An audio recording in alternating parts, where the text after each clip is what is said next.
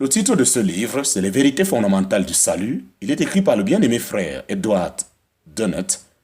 Nous sommes présentement à la 27e partie de ce livre. Nous sommes présentement à la 27e partie de ce livre, chapitre 11 et suite. Chapitre 11 et suite. Cette espérance devrait aussi nous encourager à être fidèles dans le service. Telle est la portée de la parabole qui suit, en parenthèse, Matthieu chapitre 25, verset 14 et suite. D'un homme qui s'en alla hors du pays, appela ses serviteurs. Cette espérance devrait aussi nous encourager à être fidèles dans le service. Telle est la portée de la parabole qui suit. En parenthèse, Matthieu chapitre 25, verset 14 et suite. D'un homme qui, s'en allant hors du pays, appela ses propres esclaves et leur rendit ses biens. Alors il donna 5 talents, à un autre 2, à un autre 1, de même que celle des 10 000, en parenthèse, Luc chapitre 19, verset 12 à 27, à propos du méchant esclave dont nous avons déjà parlé.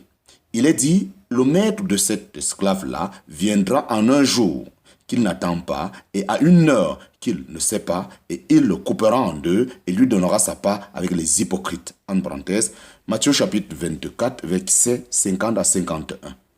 Ainsi, la venue de Christ fournit deux mobiles à la fidélité. Elle fournit à la fois un encouragement aux fidèles et un avertissement aux serviteurs insouciants. Le premier dira dans une joyeuse anticipation, « Mon Seigneur vient bientôt. Il faut donc que je sois diligent jusqu'à son retour. » Tandis que l'autre, s'il réfléchit, doit dire, « Que fera mon Seigneur à sa venue, s'il me trouve insouciant et infidèle ?» Plus nous vivrons sous l'influence de l'attente de Christ, plus nous serions portés à servir comme sous son regard, car nous savons qu'il fera compte avec nous à son retour. Chapitre 11, petit 4 sous 3. Chapitre 11, petit 4 sous 3. L'attente de la venue de Christ nous sépare du mal. L'attente de la venue de Christ nous sépare du mal. L'attente de la venue de Christ a aussi pour effet de nous séparer du mal dans notre cœur et dans notre vie. L'apôtre Jean nous dit, « Bien-aimés, nous sommes maintenant enfants de Dieu et ce que nous serions n'a pas encore été manifesté. Nous savons que quand il sera manifesté, nous lui serons semblables, car nous le verrons comme il est. Et quiconque a cette espérance en lui se purifie comme lui est pur. » En parenthèse, 1 Jean chapitre 3, versets 2 à 3. Rien ne nous détache si complètement de tout ce qui ne convient pas à la présence du Seigneur, comme l'attente continuelle de sa venue. Sachant qu'il peut venir à chaque instant, et vivant dans cette attente, nous chercherons à éloigner de nous tout ce qui ne peut recevoir le sceau de son approbation, soit dans notre cœur, soit dans nos habitudes, soit dans notre vie et notre marche. Cela nous portera à juger tout ce qui est en nous, aussi bien que tout ce qui nous entoure, à la lumière de sa présence, comme étant déjà avec lui en esprit, et ainsi, l'ayant constamment devant nos âmes, nous nous purifierons comme lui est pur. Chapitre 11, petit 4 sous 4. Chapitre 11, petit 4 sous 4. Effet sur le cœur et la conscience. Effet sur le cœur et la conscience. Les vérités que nous venons d'examiner ne sont qu'une partie des effets produits par l'attente vivante de la venue de Christ. Si l'on médite davantage l'Écriture sur ce sujet, on trouvera que la venue de Christ est toujours associée avec le cœur et la vie du croyant. Nous en avons cependant dit assez pour montrer quel est le caractère pratique de cette doctrine.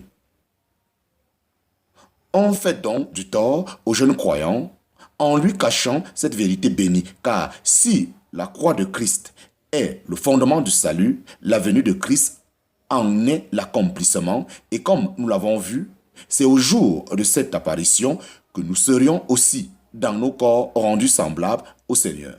S'ils ignorent cette vérité, le chrétien est privé d'une espérance qui, par la puissance du Saint-Esprit, non seulement le fortifie contre le découragement, le soutient dans la détresse et dans le combat, le console dans la perte de ceux qui lui sont chers, excite son zèle et évoque son affection, mais qui opère encore puissamment pour sa sanctification pratique. C'est pourquoi Satan multiplie ses efforts dans le but de l'obscurcir aux yeux des croyants. Il est toutefois étrange qu'un si grand nombre d'entre eux tombent dans son piège. Cela d'autant plus que le Seigneur a assimilé pour toujours son retour avec le mémorial solennel et touchant de sa propre mort. Car toutes les fois que vous mangez ce pain et que vous buvez la coupe, vous annonciez la mort au Seigneur jusqu'à ce qu'il vienne. Vous annoncez la mort du Seigneur jusqu'à ce qu'il vienne. En parenthèse, 1 Corinthiens chapitre 11, verset 26. Fin du chapitre 11, fin du chapitre 11, chapitre 12, le jugement. Chapitre 12, le jugement.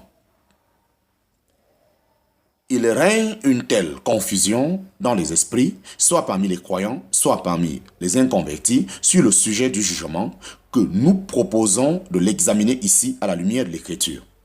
L'idée générale est celle d'un jour de jugement final auquel tous les hommes, tant ceux qui seront sauvés que ceux qui seront perdus, se tiendraient devant Dieu pour recevoir la rétribution selon ce qu'ils auront fait. C'est pourquoi l'on soutient que nous ne pouvons savoir avant ce jour-là si nous sommes sauvés ou pas.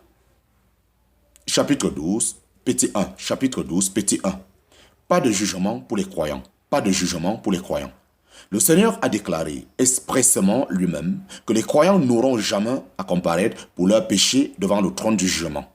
Voici le passage. En vérité, je vous dis que celui qui entend ma parole et qui croit celui qui m'a envoyé à la vie éternelle et ne vient pas en jugement, mais il est passé de la mort à la vie. En parenthèse, Jean chapitre 5, verset 24. N'est-ce pas la pleine assurance que les croyants ne viendront pas en jugement?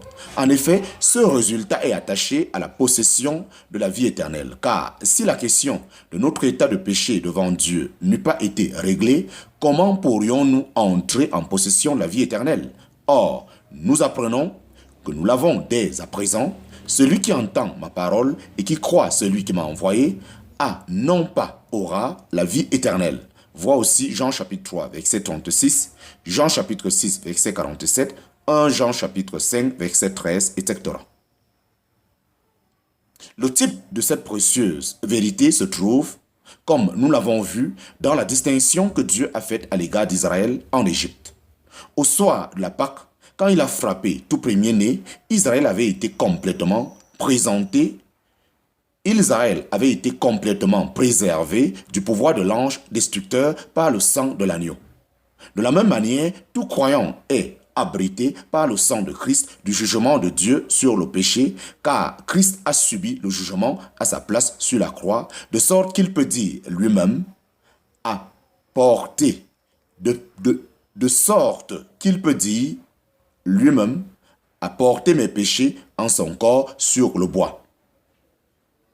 Car Christ a subi le jugement à sa place sur la croix, de sorte qu'il peut dire, c'est-à-dire le croyant, lui-même a porté mes péchés en son corps sur le bois. En parenthèse, 1 Pierre chapitre 2, verset 24. Vous dites peut-être, oui, mais ce sont les péchés que j'ai commis dans le passé. Nous vous répondrons non, mais vos péchés, tous vos péchés. Si vous êtes un croyant, vous n'en avez pas commis un seul avant la mort du Sauveur, et néanmoins, il en a pris tout le fardeau et a subi le jugement qui leur était dû afin que notre culpabilité entière puisse être ôtée pour toujours. Quelle précieuse vérité! Ainsi, non seulement nous sommes morts avec Christ, mais nous avons aussi été ressuscités ensemble avec lui. En parenthèse, Éphésiens chapitre 2, Colossiens chapitre 3.